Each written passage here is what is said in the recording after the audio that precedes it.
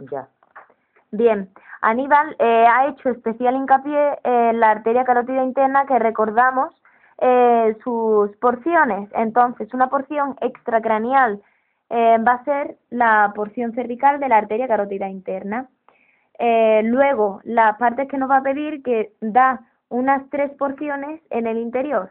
La primera es una porción petrosa de la arteria carótida interna, no intrapetrosa, que aquí ya la vemos saliendo, que saldría pues por el orificio interno del conducto carotidio.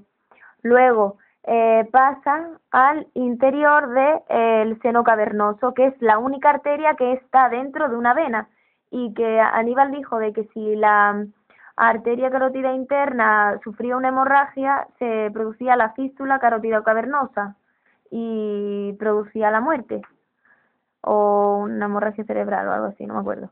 Entonces, pero recordarlo, fístula carótido cavernosa.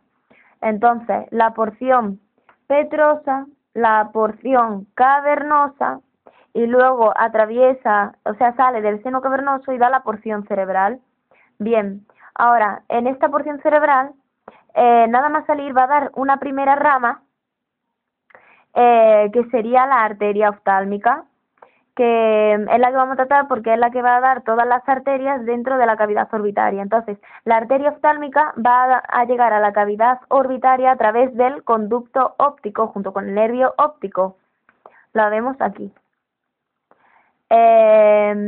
Entonces, va a situarse atravesando el conducto óptico inferolateral a él. Luego va a atravesar el anillo tendinoso común o anillo tendinoso de Sim. Y Aníbal dijo de que iba a preguntar a algunos del grupo el recorrido de la posición de la arteria oftálmica con respecto al nervio óptico en el interior de la cavidad orbitaria. Entonces, primeramente hemos dicho que es inferolateral. Luego se hace superior. Y una vez que se hace superior, va a pasar a ser medial, o sea, superomedial. Y por último, pues ya va a dirigirse ella hacia el ángulo pues superinterno de la cavidad orbitaria para dar sus ramas terminales. Entonces vamos a explicar las ramas que va a dar a la cavidad orbitaria. En el guión que os he pasado salen de proximal a distal en una posición distinta, pero nosotros vamos a decirlo con el orden que las tiene puesta Aníbal en el guión de práctica. Entonces, las primeras que tiene son las arterias musculares, que van a ser ramas de la arteria oftálmica que van a ir a los músculos extrínsecos del globo ocular. Pues estas ramas de aquí se supone que irían al recto lateral y al recto medial, pues por ejemplo esta que se pierde ahí, chiquitita, señaló él. Luego la siguiente es la arteria lagrimal, que es esta de aquí. La arteria lagrimal la va a dar pues antes de que se haga superior la arteria oftálmica al nervio óptico. Entonces la vemos aquí perderse y la vemos aparecer aquí en el borde superior del músculo recto lateral, acompañando al nervio también lagrimal. Entonces va a dar una rama para la glándula lagrimal y luego también pues tiene una rama terminal que se corta aquí y se ve aquí saliendo, atravesando el septum o tabique orbitario, y luego se ve aquí atravesando el músculo orbicular de los ojos, la porción orbitaria, para dar las arterias palpebrales laterales. Luego seguimos con la arteria lagrimal. Bueno, pues que la arteria lagrimal va a continuar aquí, vale, esta era la que sube hacia arriba, que va con el nervio lagrimal, por eso aquí sale también el nervio. Y esta de aquí es la que aparece aquí y va a dar ramas. Una de las ramas son las arterias ciliares anteriores, que se pierde aquí para formar el círculo arterial mayor del iris. Otra va a ser las conjuntivales posteriores y anteriores. Las posteriores son estas de aquí, Las anteriores no salen, pero irían por aquí, por la parte más anterior del globo ocular, ¿vale? Entonces estas son las conjuntivales posteriores. Luego también va a dar epiesclerales, que serían esta de aquí, ¿vale? Y esta de aquí. Son las que quedan así más para allá. Estas son las conjuntivales posteriores. Ahora, la siguiente arteria que da es la arterias ciliares posteriores cortas y las arterias ciliares posteriores largas. Bien, pues estas serían aquí atravesando la parte más posterior del globo ocular, la esclera, para llegar hasta la capa vascular del globo ocular. Y estas serían las arterias ciliares posteriores cortas, que como vimos eran más ramificadas que las ciliares posteriores largas, y además aparecían en mayor número, porque la ciliar posterior larga solamente va a haber dos, una lateral y una medial. La que se ve aquí es la lateral, y a diferencia de las ciliares posteriores cortas, sí que van a formar parte del círculo arterial mayor del iris junto con las arterias ciliares anteriores.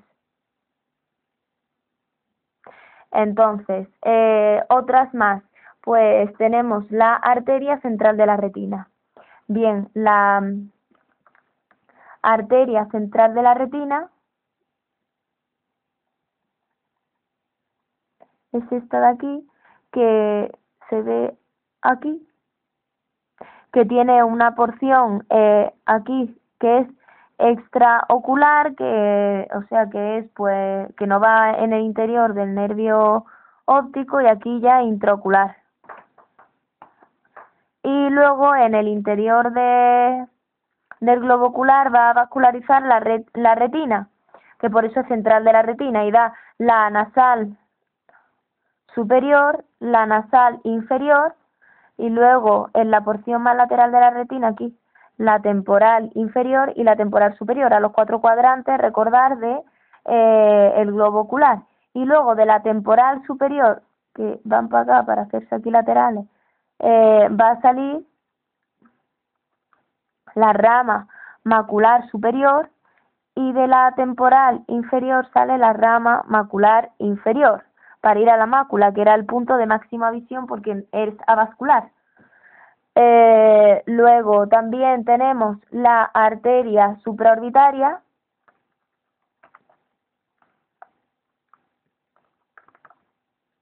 aquí, esta.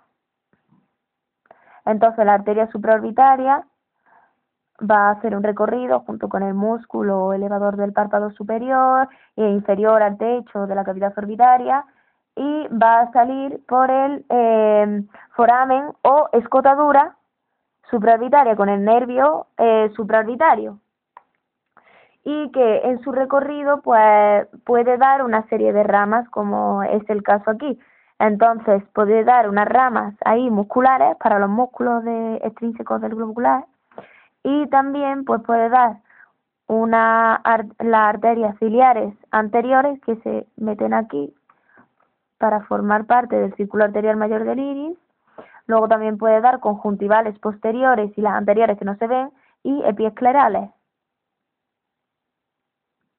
Ahora, la siguiente es la arteria etmoidal, aquí, posterior, y la arteria etmoidal anterior. Estas atraviesan el foramen etmoidal posterior y foramen etmoidal anterior para llegar a la fosa craneal media, y luego si en la fosa craneal media atraviesan la lámina cribosa del etmoides, pues van a llegar a la cavidad nasal y van a dar también pues las arterias nasales, las arterias nasales superiores laterales, o bien posteriores o bien anteriores, si proceden de la arteria etmoidal posterior o bien anterior, y también van a dar ramas septales. Ahora, pues, si continuamos con la arteria oftálmica, va a pasar, pues, superior ahí a la tróclea, que era donde hacía reflexión el músculo oblicuo superior, y continúa por aquí y va a dar una rama terminal, que es la arteria supratroclear, que la arteria supratroclear va a salir por la escotadura o foramen frontal, junto con el nervio supratroclear y con la vena pues supratroclear, y luego pues que esta pues que va a dar las ramas palpebrales mediales, aquí salen, que son una superior e inferior, que junto con las palpebrales laterales que daba la lagrimal van a formar el arco palpebral superior y el arco palpebral inferior para, por anastomosis, pues encargarse de la irrigación de los párpados. Y también puede sufrir una anastomosis con la arteria angular que viene de la arteria facial y así hacer una conexión entre la arteria carótida externa y la arteria carótida interna, que como hemos visto, esta procede de la arteria oftálmica, y la arteria oftálmica a su vez procede de la porción cerebral de la arteria carótida interna. Y ya está, hasta aquí están las arterias. Y ahora por último, el sistema venoso de la órbita. Bueno, porque el sistema venoso de la órbita van a ir a drenar a la vena oftálmica superior y a la vena oftálmica inferior. Vale, a la vena oftálmica superior van a ir las que están más superior en la órbita y a la vena oftálmica inferior las que están más inferior en la órbita. Entonces, a la vena oftálmica superior iría, por ejemplo, pues la vena nasofrontal, que es esta, que se anastomosa con la vena angular, que es esta, que viene de la vena facial. Entonces, pues ocurre lo mismo, sería una anastomosis entre las venas que van al seno cavernoso con las de la vena facial, y esto tiene interés porque existe el triángulo de la muerte, de que antes cualquier infección que tuviéramos en la parte de aquí de la cara, que queda entre el labio superior y la nariz, pues podía pasar a la sangre recogida por la vena facial, a la angular, y luego hacia el seno cavernoso y producir la muerte. Entonces, y también van a llegar a la vena oftálmica superior, por ejemplo, la vena pues supratroclear, la vena supraorbitaria.